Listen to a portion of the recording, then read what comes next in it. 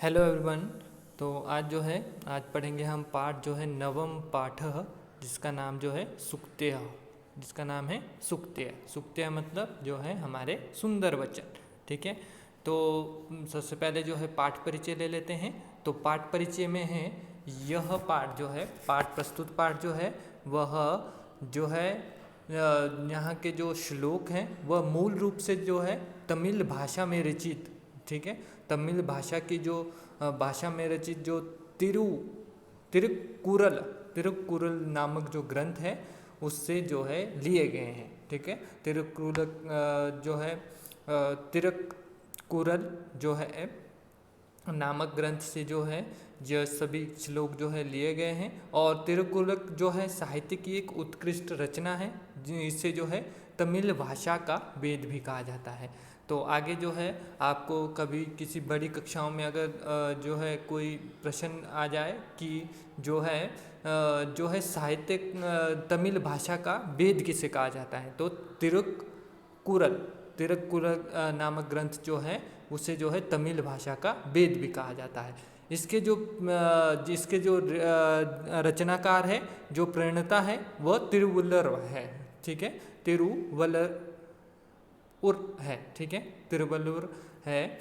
तो इनका जो है काल, जो इनका जो है जन्म समय, यानी वह इनका जब इन्होंने इसकी रचना की तो वह माना जाता है प्रथम शताब्दी के लगभग जो है वह माना जाता है। और इसमें जो है मानव जाति के लिए जीवन उपयोगी सत्य प्रतिपादिता तिरु शब्द प्रतिपादित है। ठीक है, जो इसमें क्या है मानव जाति के लिए मानव जाति की जीवन के लिए उपयोगी बातों को जो है प्रतिपादित किया गया है। ठीक है।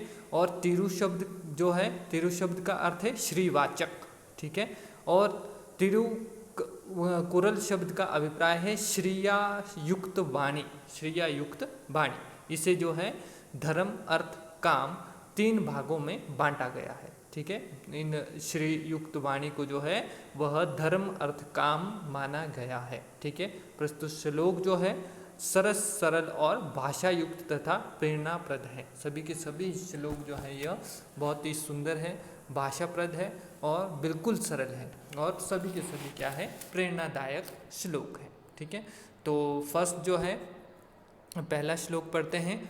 इसमें है पिता यच्छति पुत्राय बालाय विद्याधनं महत् पिता अस्य किं तपस्तेपे इति युक्तिस्तत्कृत्यज्ञताम्।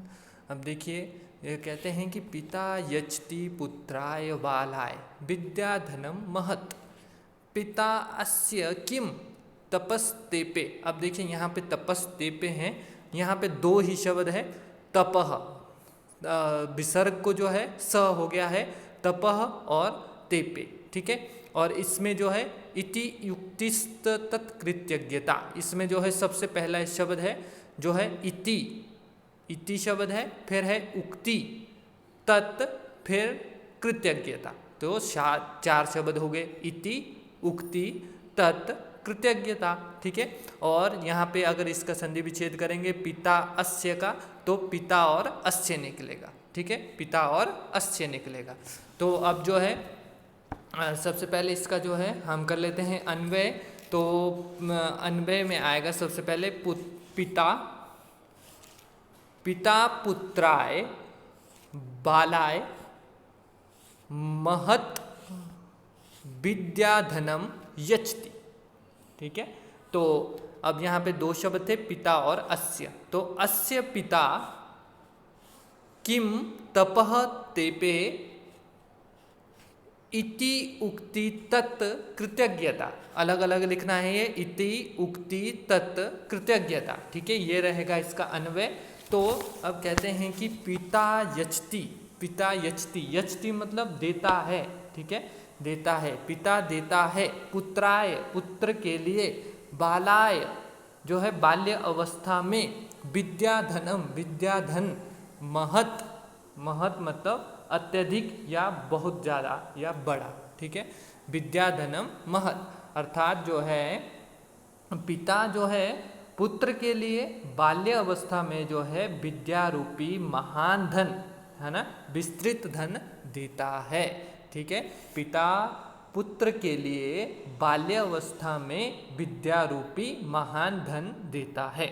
ठीक है, पिता अस्य, ठीक है, पिता अस्य, पिता ने इस, किम क्या, है ना, कौन या कौन, तपह, तपह तेपे, तेपह तेपे मतलब तपस्या की, पिता इस जो है पिता ने कौन जो है तपस्या की, इति इस, उक्ति कथन, तत् कृतज्ञता, कृतज्ञता का वर्णन किया है। ठीक है, तो क्या है, यह कथन उसी जो कृतज्ञता है। ठीक है, तो वह कृतज्ञता है, इति इस जो है उक्ति का की कृतज्ञता है। ठीक है, अर्थात जो है इस पिता ने कौन सी तपस्या की, यह कथन ही उसकी पिता के प्रति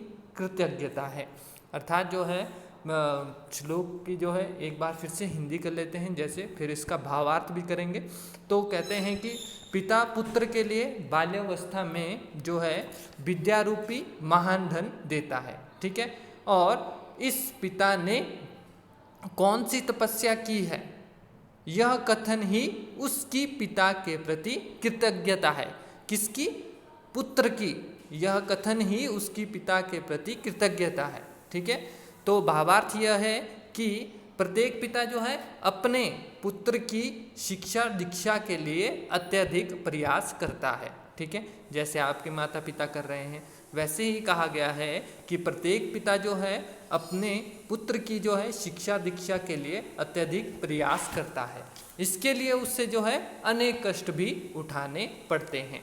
वास्तव में अपने पुत्र की शिक्षा दीक्षा के लिए पिता ने मानो क्या की है, तपस्या की है ना।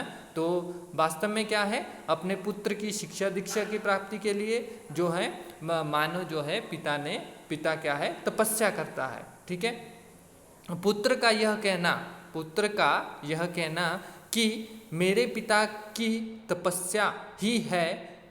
ठीक है, यदि जो है कोई पुत्र यह कहता है कि मेरे पिता की जो तपस्या उन्होंने जो की है वही मेरे जीवन में उन्नति का मार्ग है, यानी मैं जीवन में जो उन्नति कर रहा हूँ वह मेरे पिता की तपस्या के कारण है ना। तो यह कथन अगर वह कहता है तो यही एक पुत्र का अपने जो है पिता के प्रति जो है आभार प्रदर्शन है। ठीक है, यही जो है एक पुत्र का अपने पिता के प्रति जो है वह आभार प्रदर्शन है। ठीक है, तो ये था इसका छोटा सा भावार्थ। तो नेक्स्ट कहते हैं कि अवक्रता यथा चिते तथा वाची भवेद यदि तदेव आहु महात्मानः समत्वम इति तथ्य। ठीक है, अब कहते हैं कि अपक्रता यथा चिते तथा वाची भवेद यदि तदेव आहु महात्मना समत्वम इति तथ्यतः। ठीक है, अब कहते हैं कि अवक्रता, सबसे पहले जो है इसमें इसका जो है हम कर लेते हैं अन्वय। तो कहते हैं कि यदि, अन्वय में आएगा सबसे पहले यदि तथा चिते अवक्रता तथा यदि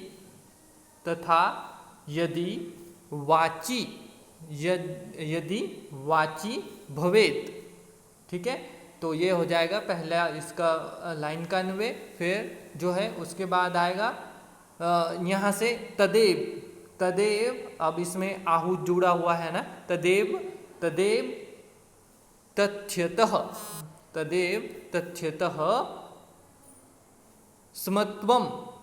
स्मत्वम और इति, दो शब्द है इसमें भी, स्मत्वम इति, और लास्ट में रह जाएगा हमारे पास आहु।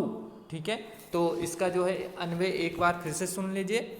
यदि यथा चिते अवक्रता तथा वाची भवेत्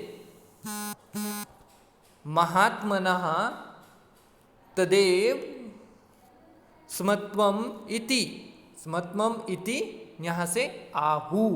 ठीक है, तो अब कहते हैं कि जो है अवक्रता मतलब सरलता। ठीक है, अवक्रता मतलब सरलता। यथा चिते चित क्या होता है? चित्त में, मन में। तथा वाची क्या होता है? वाणी में। भवेद यदि। ठीक है, अब कहते हैं कि भवेद मतलब हो जाए। ठीक है, अब कहते हैं यदि क्या है? यदि जो है जैसे क्या है? सरलता चित्त में होती है ना? जैसे क्या है? सरलता जो है चित्त में होती है, वैसे ही यदि वाणी में हो जाए, है ना? तो यदि क्या है? तथा वाची भवेद यदि। ठीक है, अब कहते हैं कि जैसी सरलता जो है चित्त में है यानी मन में होती है, वैसी ही सरलता यदि वाणी में हो जाए, तदेव आहु। ठीक है, तदेव आहु मतलब कहते हैं। ठीक है, महात्मना कौन? महापुरुष। ठीक है, स्मत्वम मतलब समता या समान रूपता। ठीक है,